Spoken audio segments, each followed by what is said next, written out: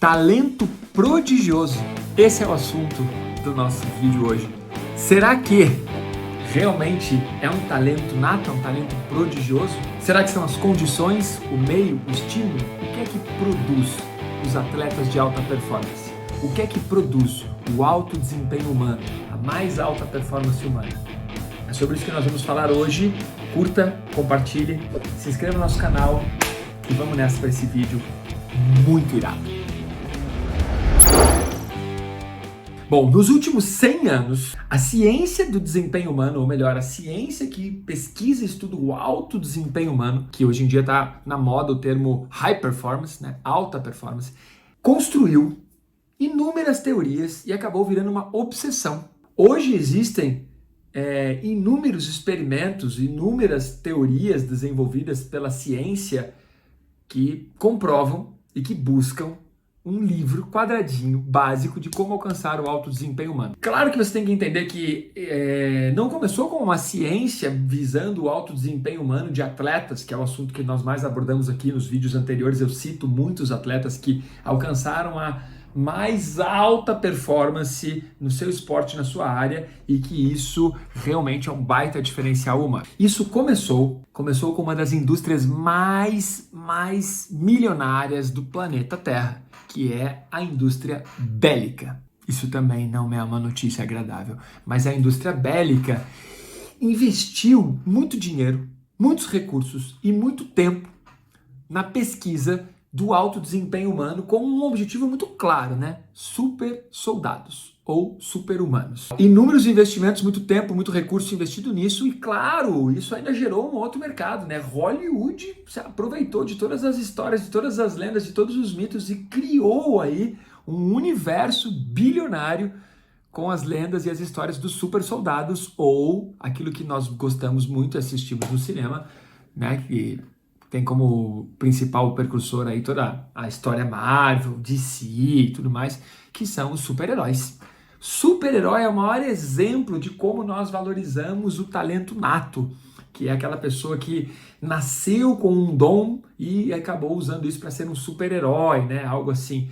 Porque nós preferimos colocar isso como um talento nato, um talento prodigioso nato, do que assumir a responsabilidade de que todas as pessoas podem chegar ao alto desempenho humano. Nós vamos falar bastante sobre isso mais para frente com algumas teorias que a ciência tem escrito em seus livros. Mas o mais interessante de tudo isso, e o porquê que eu estou falando sobre isso, existe um grupo de seres humanos que está reescrevendo todos os ditames da ciência, que está reescrevendo as regras da alta performance, está reescrevendo os limites do que é possível se fazer com o corpo.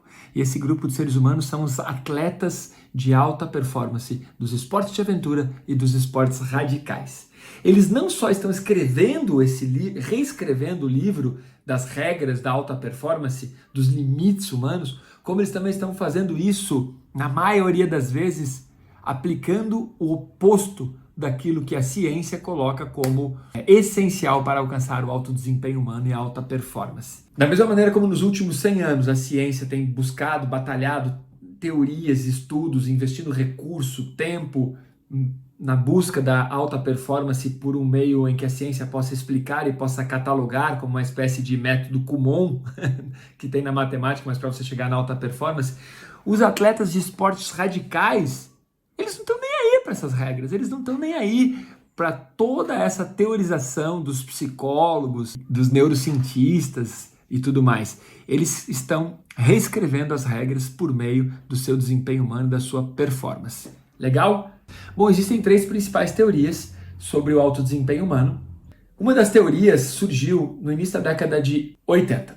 E no início da década de 80, um psicólogo chamado Benjamin Bloom, ele desenvolveu uma pesquisa e ele queria responder a seguinte pergunta nessa pesquisa: de onde vem o talento prodigioso? Tema do nosso vídeo, hein? De crianças excepcionais que têm talento nato ou de condições excepcionais, condições favoráveis, especiais?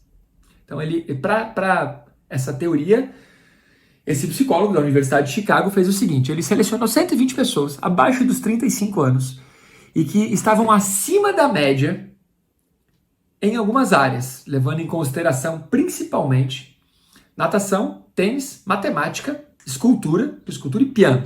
Escolheu lá.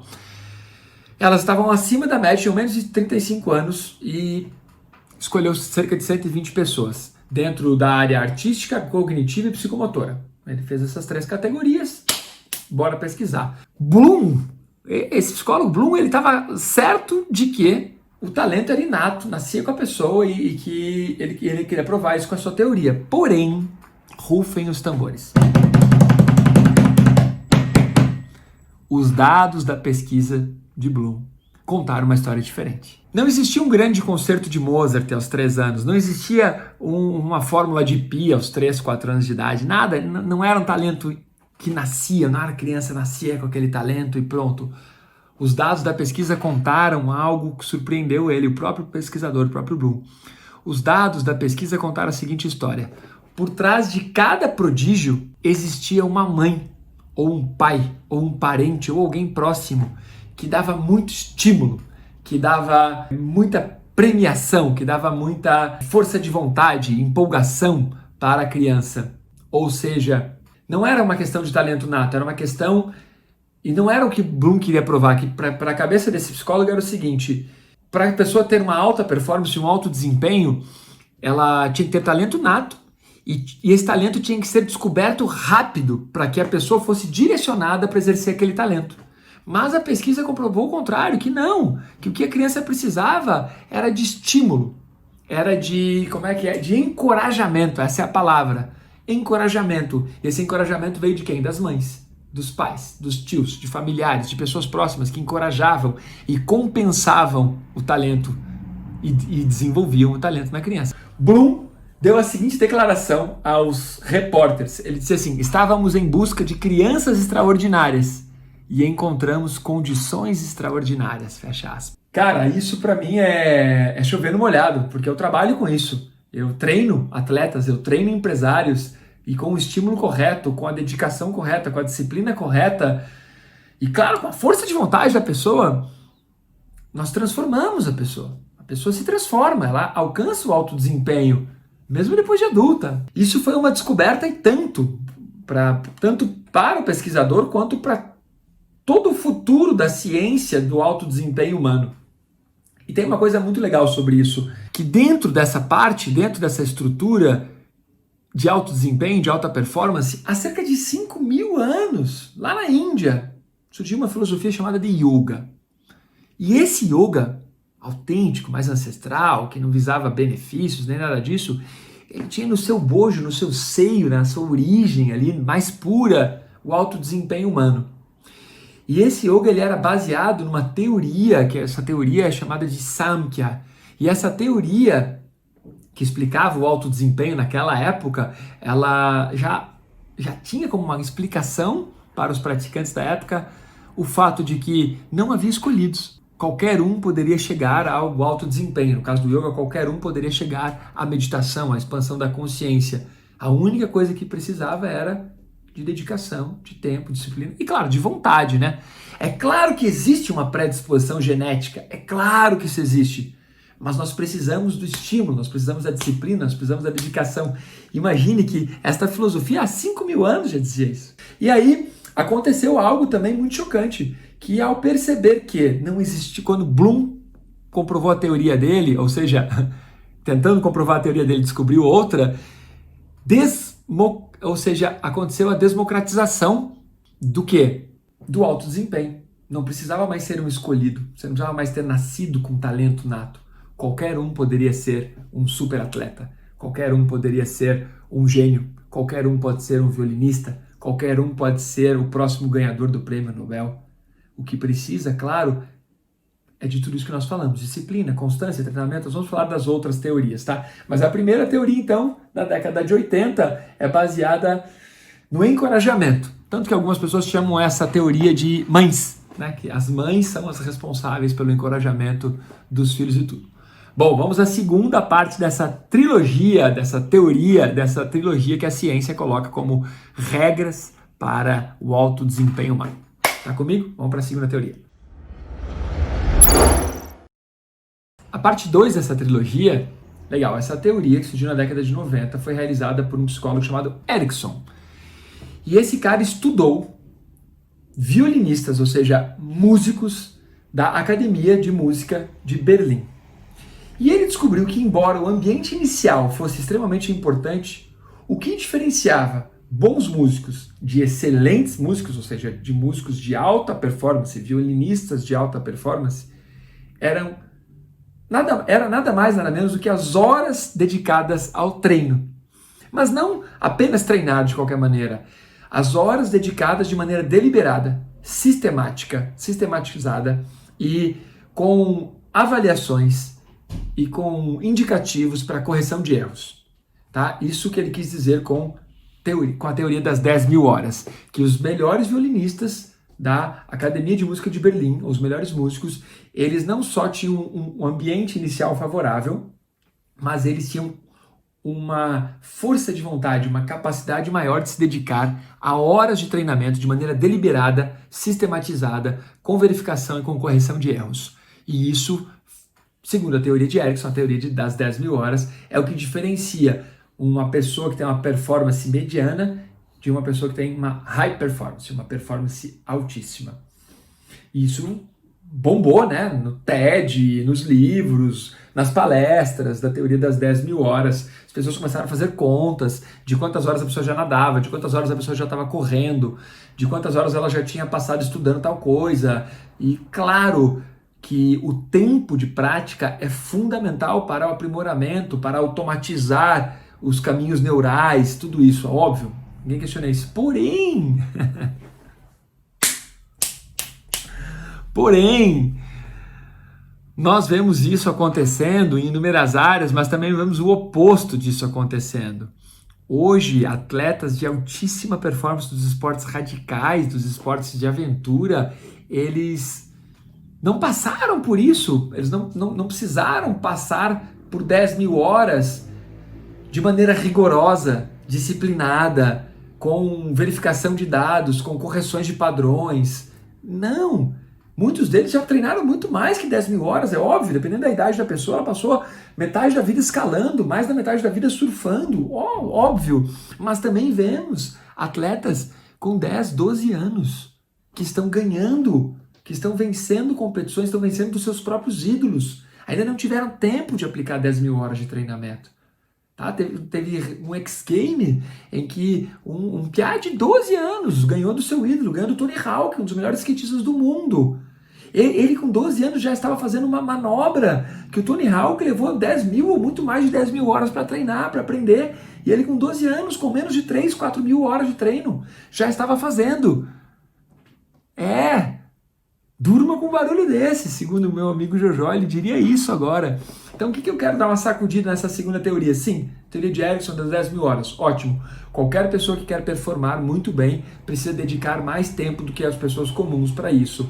Mas não necessariamente você precisa passar pelas 10.000 horas para chegar ao alto desempenho. Existem atalhos para isso. Hoje os atletas de alta performance já mostram que existem atalhos. Nós vamos falar sobre como chegar lá de maneira mais rápida no final do vídeo, né? Vou deixar o melhor para o final, né? Não existe assim como é que eu posso dizer? Não existe, isso não é compatível com o que a gente vê nos atletas de alta performance dos esportes radicais. Não é compatível, nem a teoria das 10.000 horas, nem a teoria de Bloom. Por quê? Porque em ambos os casos, atletas de alta performance dos esportes radicais de aventura, eles têm elementos dessas duas teorias, mas isso não é uma regra, eles não seguem só isso, tá? Não existe um método comum para o alto desempenho.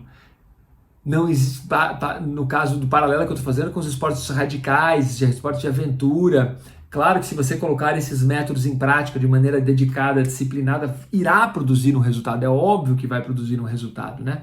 Mas estou querendo dar uma chacoalhada, porque existe uma outra ferramenta para chegar lá, para o alto desempenho humano. Não existe um modelo de gerenciamento da rotina, um toyotismo para os atletas de alta performance. Geralmente eles são mais rebeldes, eles não vão seguir essas regras, né? Eles estão buscando um outro barato. Não vão ficar seguindo regras e padrões determinados pela ciência. Não existe uma linha de produção de Henry Ford e você vai colocar um monte de pessoas ali naquela linha de produção e todos vão alcançar alta performance. Não é assim. Tanto que Não temos isso, né, das Olimpíadas, se você for ver. Hoje você ter alta performance dentro de uma Olimpíada, estava programado para falar isso mais no final do vídeo, mas significa que teu país é uma superpotência, de acordo com os números de medalhas olímpicas. Nós temos superpotências.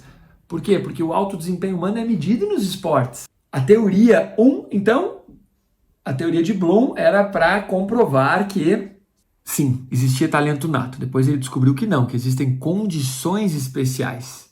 Erickson coloca que além das condições, além do ambiente inicial, você precisaria acrescentar a isso 10 mil horas de treino disciplinado, com rotina, com metodologia, com acompanhamento e com correção de erros.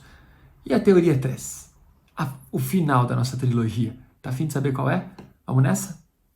Segue comigo. Cara, é chocante. Para entrar nessa terceira etapa da nossa trilogia aí sobre alta performance, nós temos que voltar no tempo um pouquinho. Vamos voltar no tempo. E ao voltar no tempo, nós vamos para o ano de 1972. Porque nesse ano ocorreu uma pesquisa de um psicólogo sobre adiamento da gratificação. Ou seja, faça algo agora, mas que a recompensa virá só depois. E essa pesquisa, realizada por Walter Mischel, de Stanford, tem muito a ver com, cara, se você for ver quantos impérios foram construídos assim, né? Não, vamos fazer agora essa luta, essa batalha por uma recompensa futura. Vamos agora abrir mão disso, daquilo por um lugar no céu. Não é isso que muitas religiões prometem? E esse cara, em 1972, ele fez essa pesquisa da seguinte forma. Cruel, mas muito legal. Ele selecionou crianças de 4 anos. E aí ele fazia a seguinte proposta para essas crianças de 4 anos. Ele dava um marshmallow para a criança de 4 anos. E ele dizia o seguinte, você pode comer o marshmallow agora, ou se você esperar eu sair, resolver coisas na rua e voltar, você ganha 2 marshmallows. E fez o teste. Entregou o marshmallow para as crianças de 4 anos, saía, e quando ele voltava, ele catalogava o número de crianças que tinha comido imediatamente, o prazer imediato, ou que tinha adiado a bonificação, a gratificação. Um percentual, um número pequeno das crianças conseguia não comer o marshmallow pensando no futuro em ter mais. Um número muito pequeno. Essa pesquisa acabou se mostrando importantíssima em inúmeras outras pesquisas que surgiram a partir dali. Mas o foco principal aqui é que 14 anos depois, eles foram entrevistar essas crianças e descobriram o seguinte, que aquelas crianças que tinham resistido à tentação, que tinham trocado a bonificação imediata por uma gratificação no futuro, que tinham não comido um marshmallow para ganhar outros 2, todas essas crianças elas tinham mais autoestima, melhores notas, conseguiam resolver problemas melhores, elas conseguiam também muito mais realização, sabiam mais o que queriam e tudo mais. Uau! Isso acabou virando inúmeras outras pesquisas que são utilizadas até hoje como um padrão para saber que pessoas imediatistas, que eles acabaram catalogando como pessoas que querem o presente, elas são mais criativas, se arriscam mais em várias coisas, mas elas querem o resultado no presente. E as pessoas que são os futuristas são as pessoas que têm muito mais saúde, salários melhores, cargos melhores, profissões melhores, são mais realizadas. Uau, isso é chocante esse dado, né? Porém, aqui é que a giripoca vai fumar. Mais uma vez, eu entro no quesito dos atletas de alta performance, atletas de risco, de esportes de risco, de esportes de aventura. Esses atletas, eles transitam nos 2 mundos. Eles querem a satisfação imediata, porque eles querem sentir o barato do esporte naquela hora. Eles não estão pegando a maior onda do mundo ou treinando surfar por um prazer que virá no futuro. O cara não está andando de skate, treinando flip, treinando manobra, treinando dropar a mega rampa por uma recompensa que virá no futuro. Ele não está pilotando kart pensando na recompensa que virá no futuro, ele está ali porque é um tesão pilotar kart naquele momento, né? O cara não está saltando de um avião, num paraquedas, pela uma recompensa que virá no futuro, ele está ali pelo barato do momento, pelo tesão de praticar o esporte. O esporte é autotélico, ele mesmo é a própria recompensa. Então, os atletas de alta performance vivem nos dois mundos, eles querem a recompensa imediata, mas eles também querem, têm a consciência de que no futuro eles vão poder fazer aquilo ainda melhor, performar melhor, se eles continuarem treinando, se continuarem se dedicando. Precisamos entender isso, essas 3 teorias são super importantes para o desempenho humano, porém, existe um outro caminho para seguir. E esse caminho é muito importante. O que os célebres livros da ciência trazem como alta performance, os atletas radicais e os esportes radicais, os esportes de aventura, eles estão reescrevendo as regras disso. Tudo aquilo que a ciência escreveu por teorias, comprovou, psicólogos, neurociência, tudo aquilo, eles estão quebrando essas regras, estão dizendo, isso também é importante, mas não é isso. O que nós precisamos é entender que a ação pela ação já é o resultado. Não vamos esperar um resultado de alta performance depois, nós vamos buscando alta performance agora, hoje, no dia a dia, e sem perceber nós vamos conquistando essa alta performance. A resposta curta para tudo isso é meditação. Ou que dentro das pesquisas dos esportes radicais ou da neurociência chamam de flow, um estado de fluxo. É a resposta curta. A meditação, ela é o mais alto desempenho humano. E quando esses atletas estão praticando os seus esportes, quando eles estão de corpo, coração e alma praticando esporte, eles estão no estado de flow, eles estão no estado de fluxo, eles estão no estado de meditação. Mesmo que eles ainda, olha essa parte legal, mesmo que ele ainda não tenha alcançado aquela manobra mais avançada, ele está lá plenamente concentrado, focado. Isso é um atalho, ele não vai precisar de 10 mil horas. Ele não precisa de um ambiente inicial favorável. A maior parte dos atletas de alta performance de risco, eles não tiveram um ambiente favorável. Muito pelo contrário, era um ambiente totalmente desfavorável. Eles também não tiveram uma metodologia rigorosa de 10 mil horas. Cara, isso é muito legal. Ou seja, novamente voltamos ao yoga. O yoga já trabalhava isso, meditação, o caminho da alta performance. Entrar em meditação, entrar no estado de fluxo. A neurociência hoje já conseguiu identificar que toda a rede neural, todos os neurotransmissores presentes no momento da meditação, eles estão presentes no momento em que um atleta de alto nível alcança o alto desempenho. Eles estão presentes no momento que o violinista alcança a sua máxima performance. Eles estão presentes no momento que um cientista tem um insight. Meditação e alto desempenho. Um estado de fluxo e um estado de alto desempenho. Ou seja, a meditação é a assinatura neural, é a assinatura neuroquímica do alto desempenho humano. Quando nós estamos falando de alta performance e alto desempenho, vamos treinar a meditação, vamos em busca disso, vamos colocar a meditação para ser um atalho, para não precisar de 10 mil horas, para não precisar de um ambiente favorável, para não precisar do encorajamento dos pais e das mães. Agora, nesse momento que você está, nessa fase da vida que você está, comece a treinar a meditação, comece a desenvolver autoestudo e meditação, e você vai perceber que você irá começar a performar melhor. Você não vai abrir mão de treinar, você não vai abrir mão de receber encorajamento do seu técnico, do seu mentor, nada disso, mas você vai acrescentar a meditação. Porque esses atletas de alta performance, por que eu fiz toda essa volta dessa trilogia, desde a época da guerra e tudo? Porque esses atletas de alta performance dos esportes radicais, quando eles perceberam, quando eles realizaram uma manobra a primeira vez, ou quando eles estavam praticando o esporte, a primeira vez que eles estavam 100% conectados, corpo, coração e mente, naquilo, era como se você... Pensa assim, se você perguntar para um atleta de alta performance que horas são, na hora que ele está pegando um tubo, ou na hora que ele está saltando de paraquedas, ou na hora que o violinista está lá no mais alto desempenho, a resposta correta não é a hora. Que horas são? Agora. E o que você está fazendo? Isso. Entendeu? O atleta, ou a pessoa, o ser humano, o que ele está fazendo. E a mente dele, os sentimentos dele, as emoções da pessoa, tudo se fundem em uma única coisa. Isso é a definição de meditação e isso é a definição de alta performance. É massa, é muito empolgante. Todas essas teorias que a ciência tem descoberto e escrito são teorias, estão sim embasadas e ajudam, auxiliam. Mas há 5.000 anos os yogis já tinham sacado que o negócio é a meditação. Tá comigo? Curtiu o vídeo? Compartilha. Vamos nessa. Vamos falar mais de estado de fluxo, de estado de flow, de meditação, de alta performance aqui no canal.